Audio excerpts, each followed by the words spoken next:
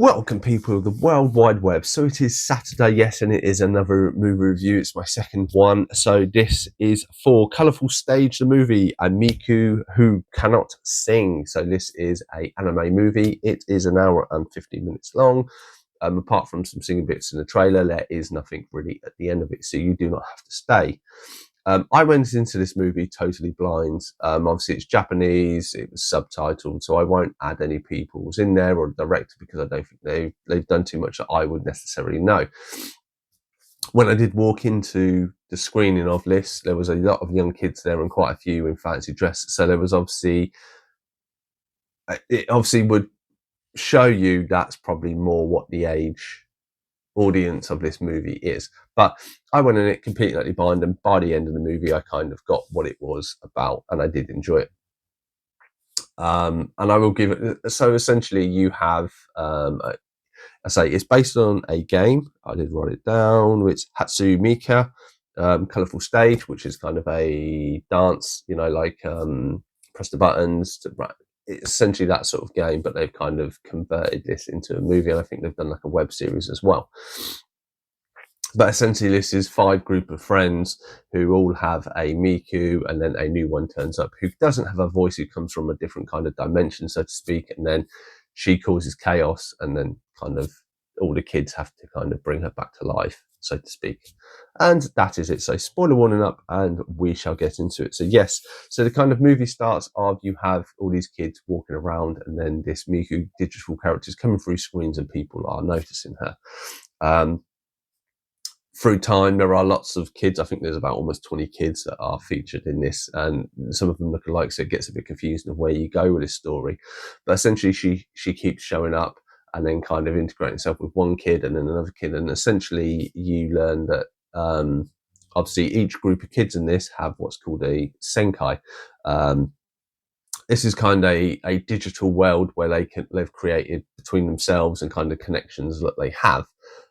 Each one is kind of digital. It's kind of like Digimon. They get zapped into a computer, and then their digital world. One's a theme park. One's like a rock studio, a band, a school where they play music and all this stuff. And you have these different ones. Anyway, this Miku that turns up, she's different to each group of friends' original Miku. And as she kind of meets them, you find that she is trying to find her voice. Now, this is all linked to she has been created from a set of kids or a set of people in the world, but unfortunately, all these people have a lot of stress, a lot of issues, and all of this is causing her Senku to kind of become evil, and this kind of flood of evil.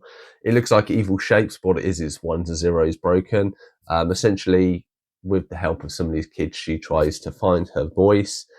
But because she hasn't got a clear connection to these people, they just understand it's static because they cannot see her because they don't have this kind of connection. This results in her Senku kind of dissolving, and basically her then corrupting every other Miku that all the friends have seen.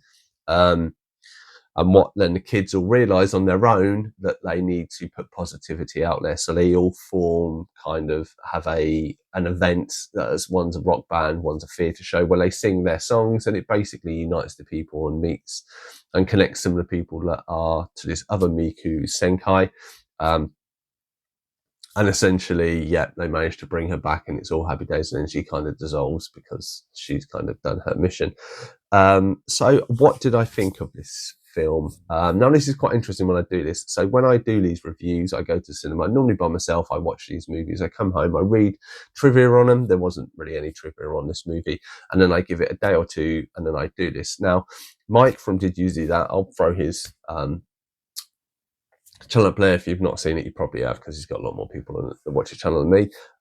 Me and him have quite a few same thoughts, and we quite like anime and stuff like this. So we talked about this, which is the first time I've ever spoken about my views and thoughts on the movie before I've recorded this and then put it out. Normally I try to record it, put it out before I read anyone else's reviews or stuff, just so I know it's my thoughts and feelings, and it comes from there.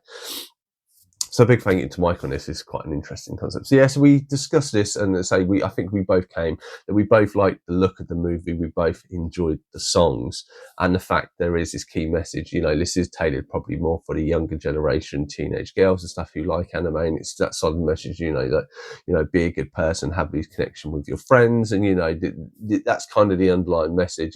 Be a nice person because you have loads of different things going on in the world. So we both really, really like that. The thing for us, there is no understanding of what a story is. This starts, you have a group of teenagers and then they see Miku, and then you have another teenagers and meet this Miku. The thing is you don't know that all these different kids are from different dimensions, so to speak. Or that the Miku that they're talking about is 5 different Mikus, or 6 if you count this new one. And me and Mike had this about, Mike suggested like a summary or something, I reckon, montage or something, and I think that is why they kind of should have started with one group of friends, and this is their Miku, and this is their Senkai, and this is what it does. And then while you have this explanation, you see in the background this other Miku popping up, and then you go to like the next, and then you could kind of do it that there are different groups of friends, and they're not in the same sort of world, because at the end they all kind of come together and are all kind of blurred out and stuff. And this wasn't clear, as I say. By the end of the movie, the hour and 45 minutes, you understand the film, but it takes an hour and 45 minutes to understand it for everything that goes on, which I think is very confusing. A note that Mike also stated as well, for a younger generation, anime is such popular now. Anime to when me and him were kids, it is so much more popular now. And for a game to get an anime thing, it's good that they are encouraging it, and there's more anime out there, and this goes to cinemas. But for someone who isn't versed much in anime to watch this, to then bring them into the scope of anime, this movie doesn't help, because it's just confusing all the way through, and you kind of need a better stepping stone.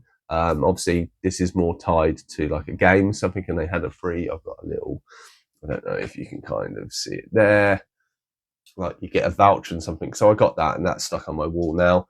And the artwork is really nice, and I say it and the songs are catchy and stuff like that. And it was an enjoyable watch. It just, I think it needed more of an explanation. So I rate that 5.8 out of 10.